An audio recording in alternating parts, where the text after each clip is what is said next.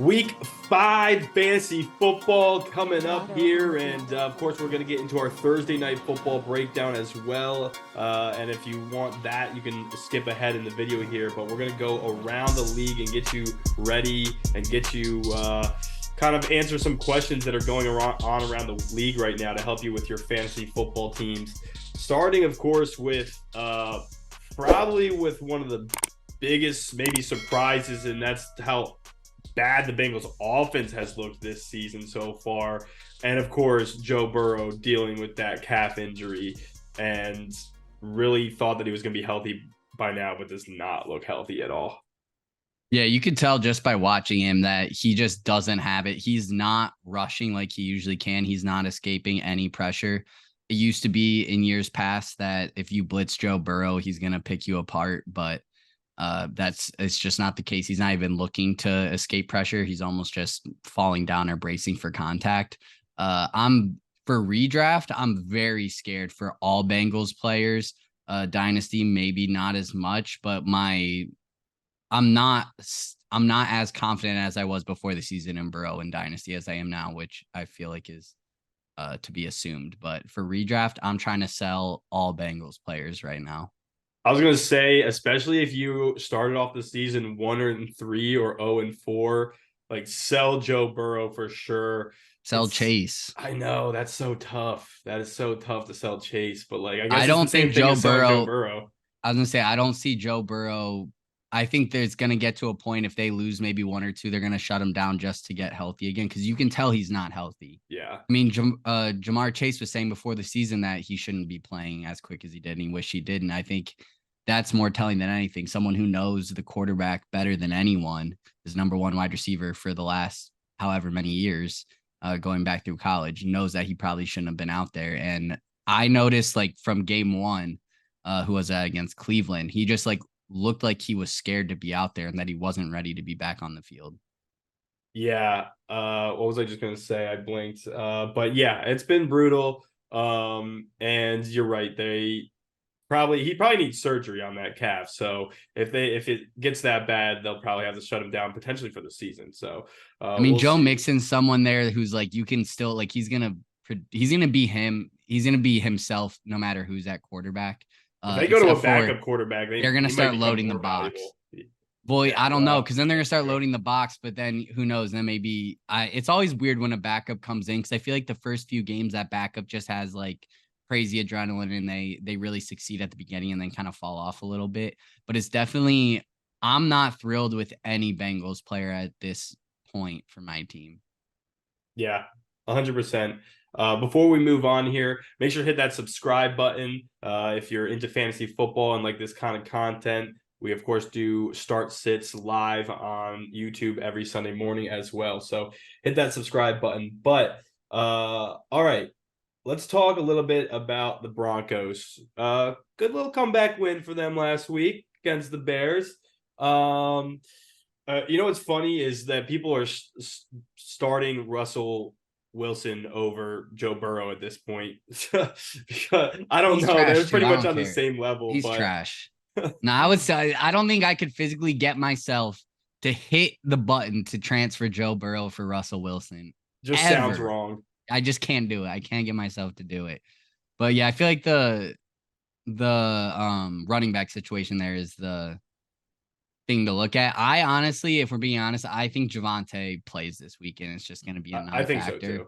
But Jaleel's really, none of their running backs have been that special except for their rookie, blanking on his name now. Jaleel McLaughlin. Yeah, see, I wouldn't even be able to say it if I tried. But he looked really good last week. He was involved in the passing game. I think like 6 receptions or something like that, like 100 rushing yards when Javonte went down. He had a good preseason too. He's undersized, but he did have a good preseason, and I feel like size is starting to become less important in the NFL with how plays are being called nowadays. Yeah, 100%. Because he's the kind of guy who's going to be, if anything, he'll be that pass catching back. He'll run to the outside, won't be running it up the gut as much. But yeah, like I don't know if I can. I mean, with bye weeks coming up and things like that, like you might have to throw somebody in out of Pirine, McLaughlin, whatever his name is, and Javonte Williams. Like, who would you start this week if you happen to have all three, if you had the choice? I mean, Javonte is the guy there, I think, no matter what. If he plays, he's the one you start. And I think he hasn't been impressive to start the year, but he is still getting kind of rehabbed off that injury. I think in a really bad situation where if you don't have any other running backs to start, and I think having either or, if you have Javonte and you don't have anyone else, if you could get Jaleel or Pirine, I think you can put them into your starting lineup and know that they're going to get an opportunity to score points. They may not necessarily convert for, like, for example, Pirine.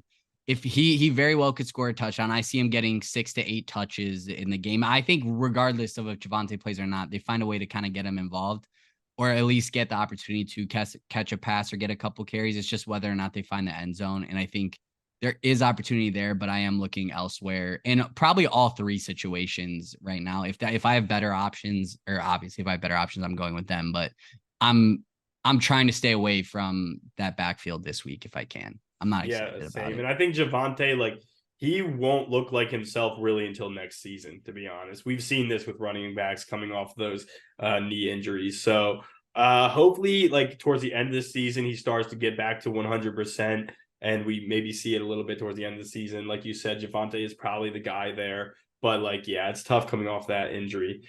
But for Jaleel McLaughlin, just to go over his stats, 7 carries for 72 yards, and then 3 receptions for 32 yards, and the receiving touchdown last week as well. He's not putting up those stats again.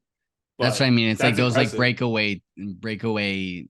He's going to get picked up in a lot of leagues. He did exactly what you need to do for a backup to go in there, get a lot of hype around you, and then come in. I don't think it's a similar situation to like Josh Kelly, where when Austin Eckler's been hurt, even though Josh Kelly really hasn't done much in that opportunity, I felt like when Josh Kelly come in, he's going to be someone who has value, not only when Austin Eckler's there, but when he's out, he's someone who I think is going to be a workhorse type running back. As a rookie, I think undrafted running back with Jaleel, he's just not someone who I want to. This is obviously past the time where people are putting fab in, but with Jaleel there, I would not have put over $10 of my fab on Jaleel, or 10%. Yeah, especially, I mean, not in either, not in Dynasty or the redraft. Yeah. Sorry guys, dealing with freaking COVID right now. Dying out here. Make sure to comment your opinions on the vaccine. No, I'm just kidding. We're about to get shadow banned so hard for that. All right. So I actually just real quick, like, going over their wide receivers, because it's kind of been like a little weird for their wide receivers also. Again, like, the offense just isn't that good. But like Jeudy comes back and he led the team in targets last week, but like didn't do anything with it.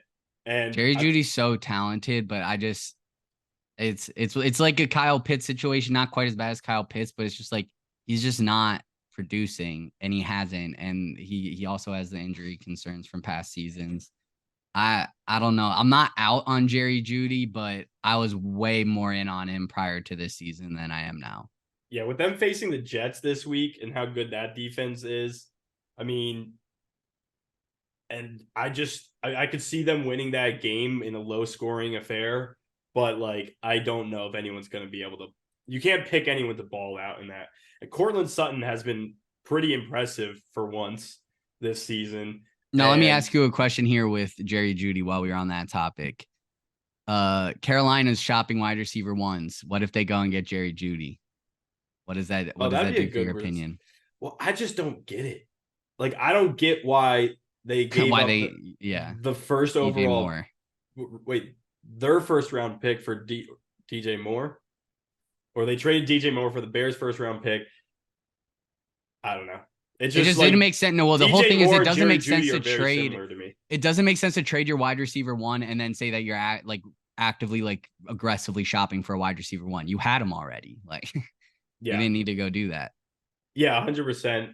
Adam Thielen has been awesome in fantasy this year just because he is the guy there. There's obviously nobody else. We kind of said he's put up numbers year after years. He scored at least 5 touchdowns in like the last 6 years, I'm pretty sure. Yeah, and it's been like, obviously when he was with the Vikings, like he wasn't the wide receiver one there for the last few years. This is the first year he's back to being like a true wide receiver one on a team. Even with that offense being bad, he has been, quarterback proof because Bryce Young has not looked very good.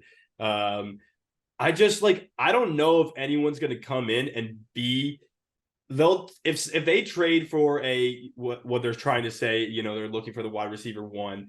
Adam Thielen is still going to be a fantasy asset. Obviously they're going to eat whoever. If somebody that good comes in, they're going to eat into Thielen's targets a little bit, but I still think that Thielen will still be a huge part of this offense. And like, does a guy like Jerry Jeudy really move the needle that much? I think it moves the needle for Jerry Jeudy. Yeah. I think he would perform a lot better in that situation. He would have a chance in new scenery to really kind of turn his just because it's new around. Scenery, maybe.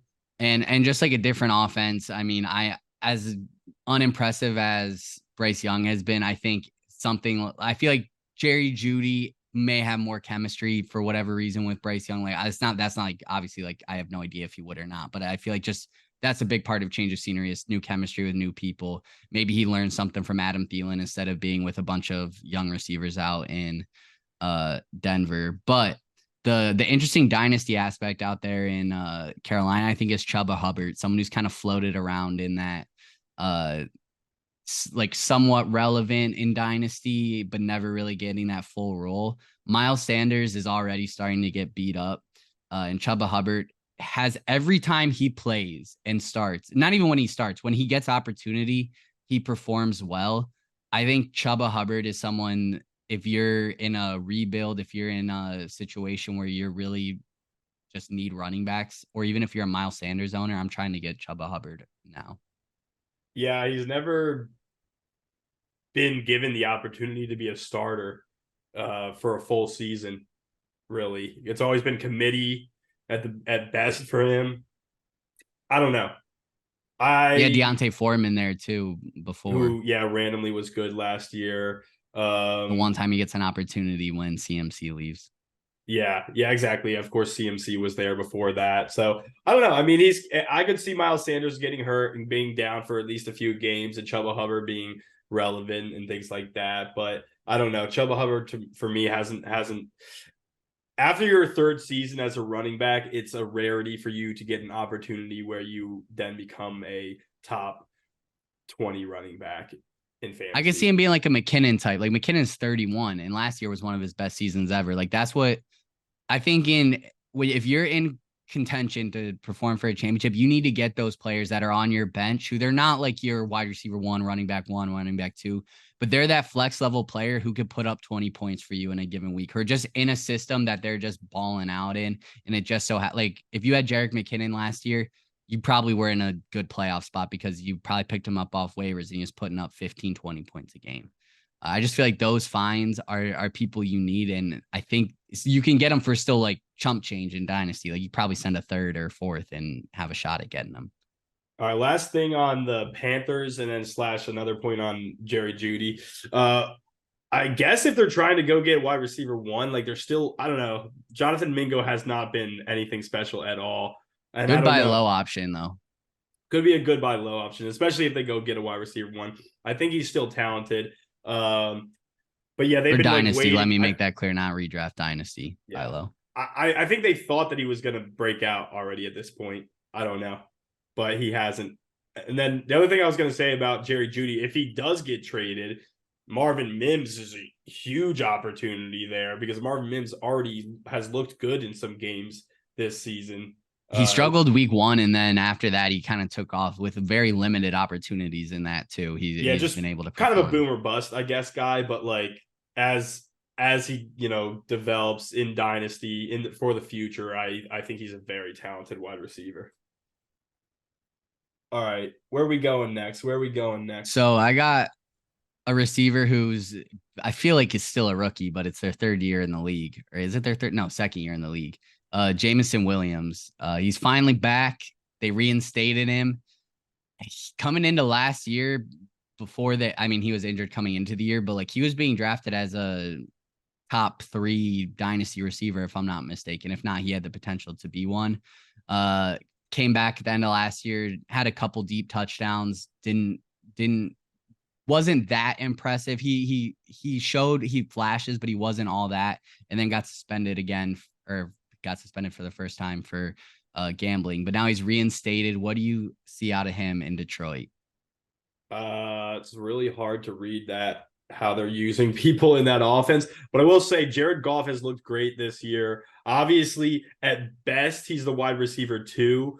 I would say at worst, Sam Laporta is the other guy who's been balling out. So at worst, he's the wide receiver 3. But he's a good buy for Dynasty. I don't think he necessarily looks anything special this season. I do think he can be the wide receiver 2 there, but I do think that they're going to continue to run the ball like crazy with David Montgomery, and that's kind of how they want their offense to look. Jared Goff still has looked great. Jameson Williams will get his opportunities, but I kind of think he might be a little bit overrated, to be honest with you, just because there's been so much hype for him to get back on the field, and he is a good young wide receiver, but I don't know if he'll ever be, for me, I don't know. For me, he sits around. He sits at a wide receiver 3 for me, for sure. He's high risk, high reward. For me, I think he's like how I talked about with Chuba Hubbard being someone who, if you're on your bench, maybe they just take off due to a good situation. I think Jameson Williams is that, but better. I think he very well could come in and just ball out. Before Amon-Ra kind of took off last year, I thought Jameson was going to be the future wide receiver 1 in Detroit. I was really high on him coming in there. But given it's really hard to come back after essentially taking 2 years off, when the offense is, I believe I saw somewhere that they're one of, if not the most run heavy team in the league. So I think he's one of those guys where if he breaks a deep touchdown, he's gonna put up points that week. But if he doesn't get over the top, or if the defense aims to take away the deep threat, then they're gonna contain him. But the thing is, Amon-Ra is more of that route runner, get in the gaps there. So I think it's gonna be hard to take away Jameson's deep threat. If you also want to contain Amon-Ra, at this point, Sam Amon-Ra is a bigger Sam Laporta is more Sam Laporta may be tight end 1 at this point for this season. Sam Laporta might be dynasty tight end 1. Yeah, Sam Laporta he looks like what people thought Dalton Kincaid would look like right now. Yeah, for sure. I think when you start your career off the way that Jameson Williams has started his career off, which isn't all his fault, whatever you want to call it, injuries and of course the suspension, but when you just can't get on the field for a season and a half, it just, for me, is just leaves a sour taste in your mouth, and you lost opportunities to show this is the NFL. You get opportunities and you may not get them again. Of course he will get opportunities in this offense, but it's just that he's not the alpha guy there, and he never will be. If anything, it just actually upticks Khalif Raymond's value, because Dan Campbell will want to use Khalif Raymond even more now that he actually has some other talent at wide receiver, because we all know what Dan Campbell feels about talent. Yeah, 100%. I was just going to say, buy everyone on the Texans, to be honest with you, including Dameon Pierce, who's starting to come around this season to what people thought he was going to be. Texans are a nice little squad they got going on. CJ Stroud, man. Stroud's the man. He is legit. I mean, he is a top 10 quarterback in this league right now. That's how good he's what people wanted Bryce Young to be, or what they thought Bryce Young would be. He throws the hell out of the ball. I mean, Tank Dell's a beast. I did not think Tank Dell would be this good this soon. Nico Collins is playing a top 15 wide receiver. They got weapons. I can't tell which one of them is better. I think it just goes week to week. I feel like they're just Tank Dell's more of that small, it's this a little bit more Smitty. It's the guy. Smitty AJ Junior type of thing, where it's swole Batman, skinny Batman. Yeah, 100%. Yeah, I like them all. I would be buying every one of them if you can. CJ Stroud is the real deal for his for the long haul. They found a franchise quarterback. They're going to be good. Their future is extremely bright. So shout out to the Texans for rebuilding correctly there. Buy everyone on the Texans 100%. All right, should we get into this Thursday night game? Bears versus the Commanders.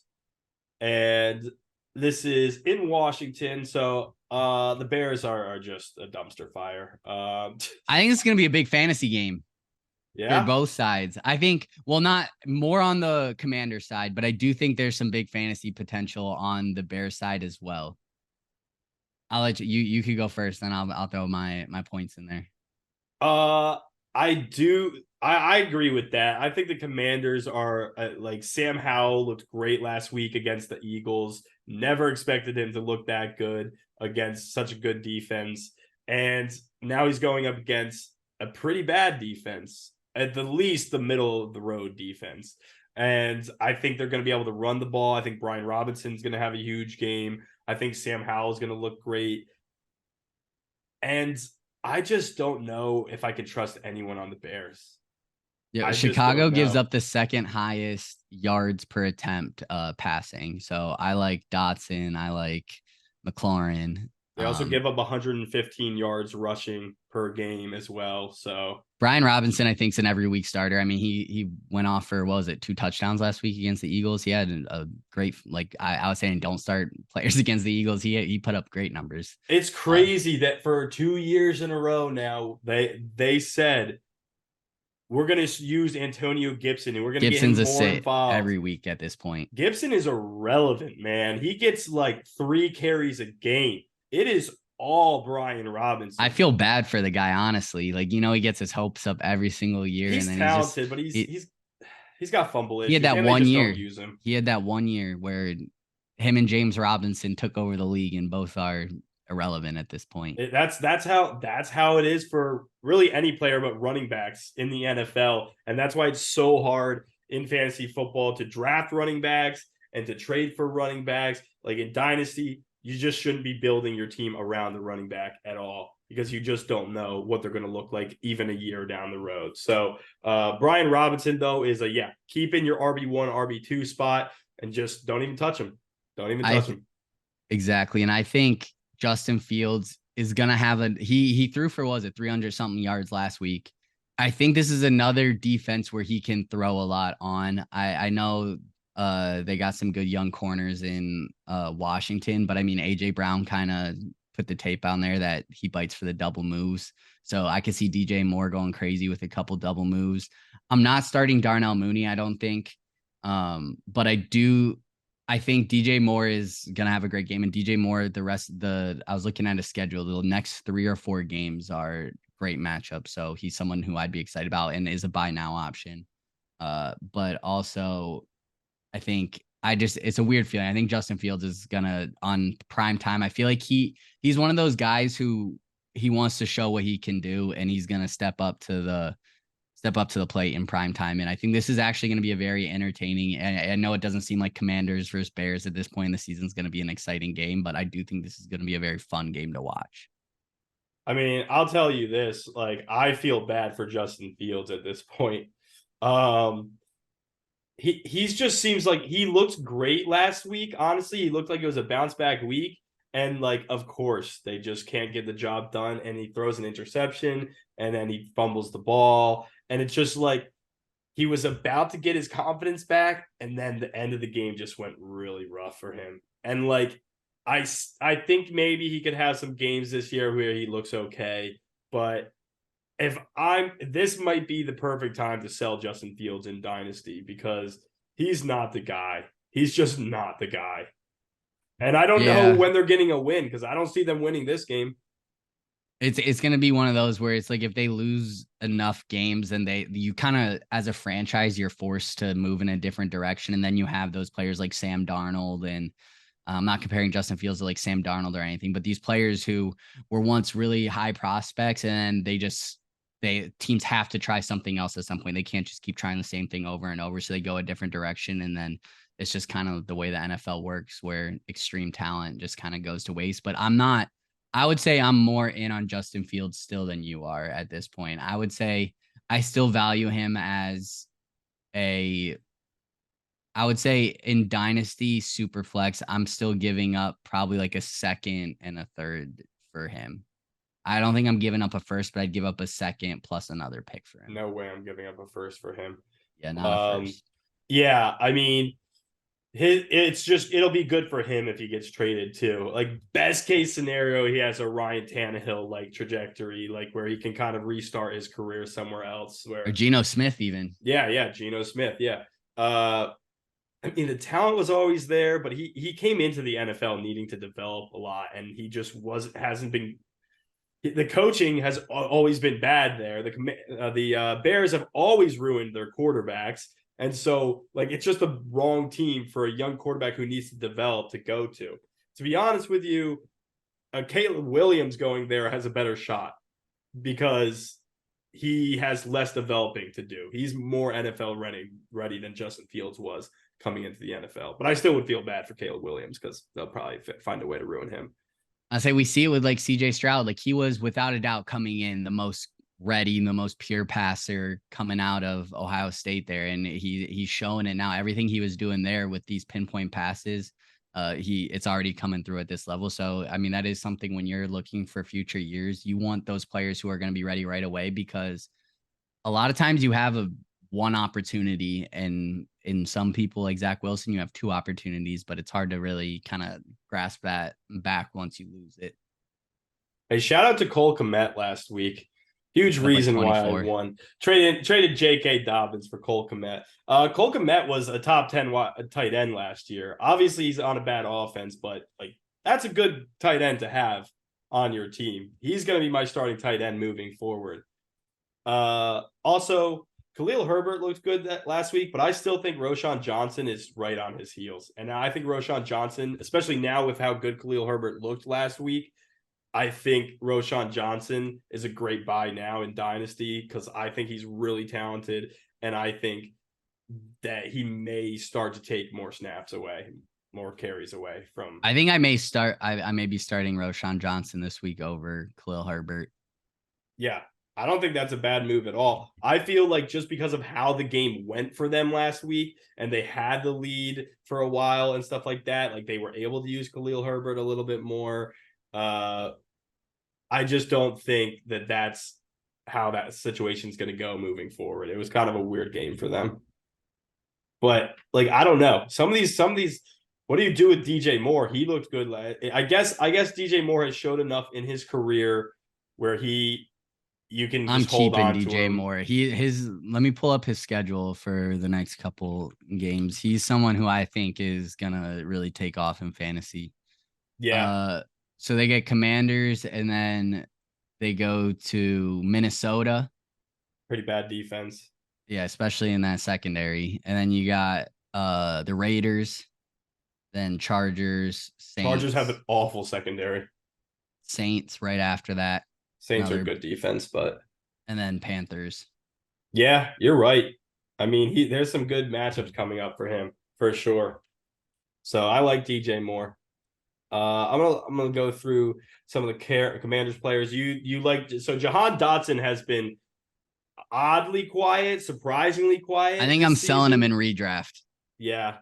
Redraft, I'm selling him, but in Dynasty, I'm holding. I thought he was gonna take off more now to start the season than he already has, but he's still, his talent's there. But after scoring that touchdown last week, I think he's someone who you can try and sell in redraft. And maybe, especially like right now, running backs are so thin that if someone has a lot of running backs and you can give them Dotson for one, that's where I'm going. Yeah, I think so. And I think Jahan Dotson still could have a bright future ahead of him. I just think Terry McLaurin is still that guy, you know? I mean, he's awesome to watch. Like, he looked great against the Eagles.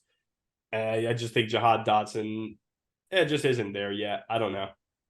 Yeah, I think McLaurin's the clear wide receiver one, talent-wise and target-wise, still over there. But I feel like that's one of those things that could flip very quickly at some point. But I'm guessing more like next year or the year after that. Yeah, Logan Thompson could be a plug-and-play guy this week going against a good matchup for him. And I also think Curtis Samuel. He scored a touchdown against the Eagles last week. He's a good plug and play guy here and there. But he's been honestly putting up like consistent receptions and targets each. He's went 5 targets, 3 targets, 4 targets, 8 targets, with 8 points, 4 points, 6 points, 14 points respectively. So if you need a player if you can get 5 points a week from a player that you're plugging in during bye weeks, I'll take that because, like, for example, like I started Kendre Miller last week, had like 1 point. Curtis Samuel, not as exciting and way less upside, but he's not a bad player to plug into your lineup during these once the bye weeks start getting crazy. Yeah, if you're a contender and you just need depth, I think he's great depth. If you're rebuilding and can get a third probably for him, mid third, I would do that. Because I think right now, like you said, he's looked pretty respectable this year. I think that this could be a time to sell him. He could look good against the Bears again this week too. For anyone who want to sell for the Commanders, I would honestly hold off 1 more week or maybe 2 more weeks. They have a pretty easy schedule coming up too defensively. They play the Bears, then the Falcons, then the Giants, and then they're playing the Eagles again. So I'd sell if you wanted to sell anybody on that team, sell them before they play the Eagles again. After the second Giants game or that Giants game. Yeah, right after that. All right, let's just do some final predictions for this game. Let me look up the spread really quickly. I already know who I'm taking. I'm just curious what the spread is. Stand by. I'm gonna agree with you, and no matter it's Washington -6. No, I'm still taking the Commanders. I don't like it with the spread. I think if I'm betting on that game, I'm trying to maybe get it to like Commanders -3 or just taking the Commanders money line. Or what I actually think the better bet there is the over 44.5. I do think this is going to be a fun game and there's going to be a lot of points scored. Maybe some points scored by defenses, maybe a lot of I just think it's going to be so many different ways to score. It may not be like no one's going to go crazy, but like there's going to be a lot of touchdowns in some way or another. So I think I'm taking the over there if I'm picking something. 6 is a lot of points for the Commanders. It is a lot of points, but I still like it. I don't know. The way the Bears have looked, I don't know. But the Bears, if anything, if they had a good coaching staff, they could try to take away some good things from that offense last week, and they could easily put up a lot of points again this week. So yeah, I like the over there. I like Brian Robinson over 63.5 rushing yards as well. Bears have given up 115 yards on the ground this year. The one thing I did see though, they give up not a lot of yards per carry, which is odd, but that is odd. But Brian Robinson will be one or the other, but he's gonna get the touches. I think Brian Robinson, I like that bet too, regardless of that. Yeah, 100%. All right, so Sunday we'll be live here, maybe a little bit more energetic because COVID got me down, but we'll be answering all your fantasy football questions, start sits, and everything like that. So hit that subscribe button. But until then, we'll see y'all later. Peace out. Phils, baby. Go Phils.